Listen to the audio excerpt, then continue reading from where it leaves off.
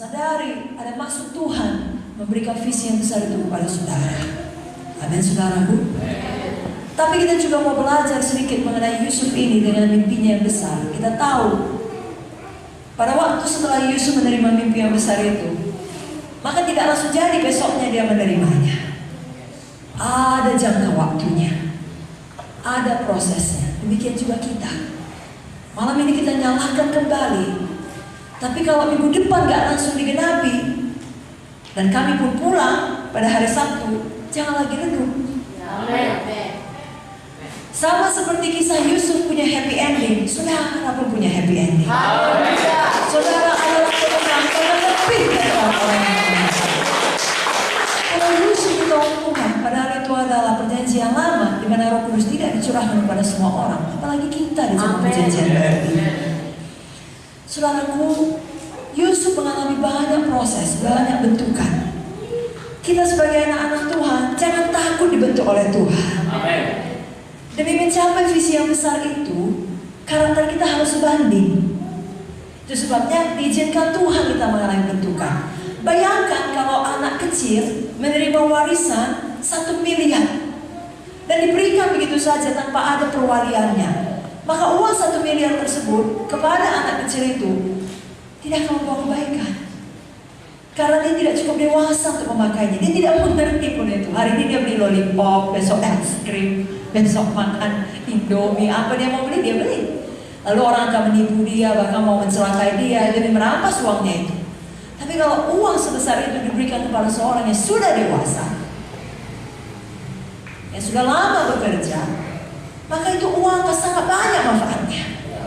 Dia tahu bagaimana menginvestasikannya, dia tahu bagaimana untuk menolong pekerjaan Tuhan, dia tahu bagaimana untuk mempersiapkan bagi generasi berikutnya, dan seterusnya. Demikian saudara dan saya, Tuhan berikan visi yang besar, lalu terjadi banyak proses, ada jangka waktu sampai itu digenapi. Jalani dengan sukacita, karena itu semua berguna untuk membentuk kita sehingga kita cukup dewasa, tidak justru hancur oleh keberhasilan kita pada waktu kita sampai pada visi yang besar itu. Sama seperti Yusuf, ada beberapa ujian yang dihadapinya, barulah dia akhirnya sampai pada kegenapan visinya.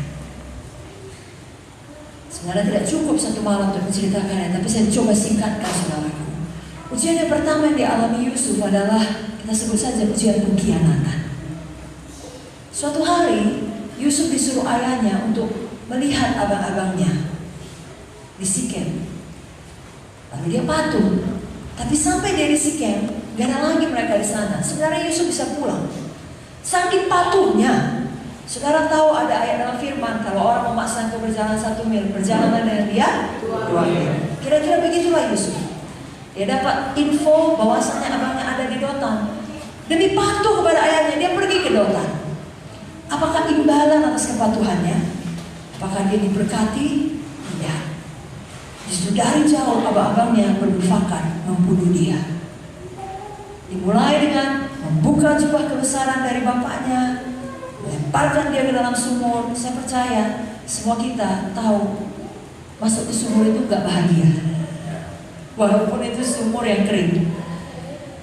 Apalagi kalau abang-abangnya itu melakukannya dengan amarah, ya, dengan dendam, dengan rasa iri yang dahsyat. Saudara bisa bayangkan betapa anak muda ini bingungnya, campakkan ke dalam sumur, berteriak-teriak, menangis, minta tolong dikeluarkan. Tidak tahu kenapa abang-abangnya begitu membenci dia, membunuh dia. Apakah akan dilempari dia dengan batu? Apakah dibiarkan tersiksa, mati kelaparan? Apa yang terjadi dengan hidupnya? Itulah dialami Yusuf. Lalu tiba-tiba diangkat dia, ditarik dari sumur, dipikirnya sudah siaplah ini bulinya. Tidak, dijual jadi budak. Dari seorang anak manja yang begitu dikasihi ayahnya, dalam sekejap mata berubah menjadi seorang budak oleh kebencian saudara-saudaranya. Tapi Yusuf tidak menyimpan kebaikan. Amen. Bapak Ibu Saudara, semua kita pernah disakiti dalam hidup ini, dan semua kita pun pernah menyakiti orang. Karena kita tidak sempurna. Bahkan di dalam gereja, dalam tubuh Kristus sekalipun akan ada gesekan-gesekan. Beberapa dilakukan dengan tidak sengaja, sayangnya beberapa dilakukan dengan sengaja.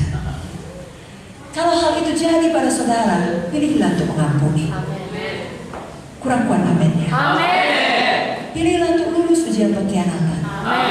Karena kalau kita menyimpan kebencian dan dendam, itu hanya menyakiti diri kita sendiri. Kalau kita berkata, aku akan mengampuni dia, kalau dia minta maaf lebih dahulu, mungkin sampai Yesus datang, dia tak akan minta maaf. Kenapa? Karena dia merasa dirinya yang benar. Kalau saudara tersiksa, saudara tidak sampai pada panggilan Tuhan. Jangan demikian. Dalam Kejadian 39 ayat 2, ketika Yesus sudah dijual kepada pedagang saudagar Ismail, lalu mereka menjualnya lagi ke Mesir, sampai dia landing di rumah Potifar, Alkitab menuliskan Allah menyertai dia, sehingga dia berhasil dalam apa yang dikerjakannya. Saya yakin kalau Yusuf menyimpan dendam, Tuhan tidak menyertai dia. Karena Tuhan tidak pernah memaksa siapapun. Karena dia melepaskan pengampunan, maka Tuhan dapat menyertai dia. Dan dia dapat berhasil dalam pekerjaan. Apa banyak sini mau mengampuni orang-orang yang menjahatinya?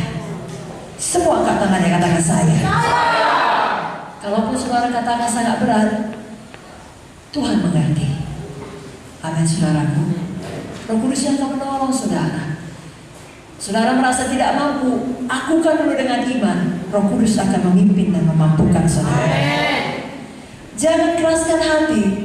Jangan biarkan akar pahit tumbuh saudaraku. Dalam buku Ibrani 12 ayat 15 katakan, jagalah supaya jangan ada seorang pun menjauhkan diri dari kasih karunia Allah, agar jangan tumbuh akar yang pahit yang menimbulkan kerusuhan dan yang mencemarkan banyak orang. Kalau seorang tidak mau mengampuni, dapat tumbuh akar yang pahit.